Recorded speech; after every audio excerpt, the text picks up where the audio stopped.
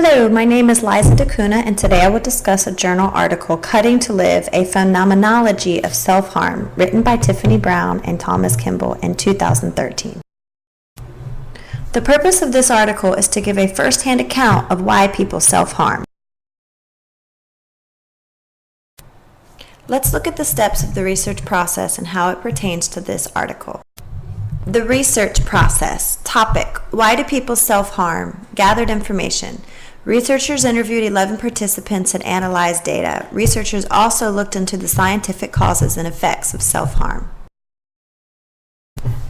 The study consisted of face-to-face interviews with 11 participants, 10 females and 1 male. The subjects were all from a mid-sized town. This study was qualitative in nature, allowing the reader a personal account of participants' feelings and motives pertaining to self-harming behavior.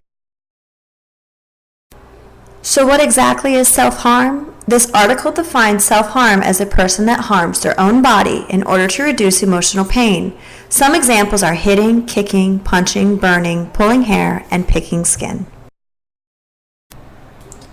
Interesting findings. Number 1, people thought that self-harm was an attempt at suicide, but researchers found that many people actually self-harm in an attempt to avoid suicide by coping with their emotional pain in a physical way.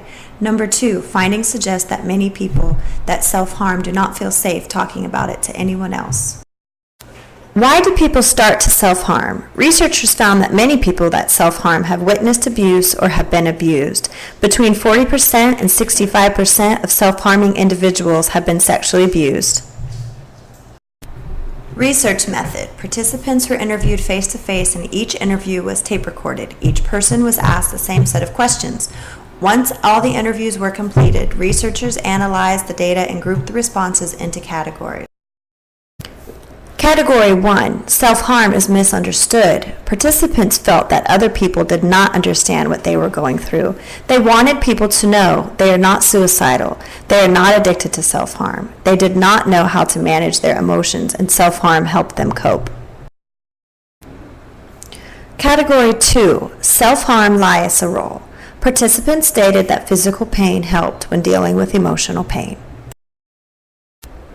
Category 3, advice for professionals. Participants expressed the need to not feel judged. Many said that once they felt judged, they shut down. Participants also expressed a view that people should educate themselves about self-harm. Once people are educated, they can better help someone who self-harms. The researchers cited many people in their article. Not only did they cite personal narratives from participants, but they also cited multiple studies pertaining to self-harm behavior and treatment. Some areas of concern regarding the study. Number 1, the sample size of this study was very small. Number 2, 10 out of 11 participants were female. Number 3, all participants were from the same town. And number 4, it was not discussed if any of the participants were in therapy. So how does this study help in my classroom? Understanding the motivation to self-harm may help reach kids who are suffering.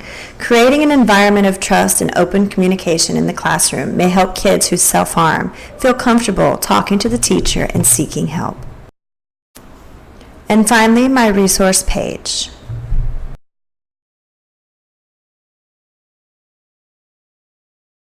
Created using Powtoon.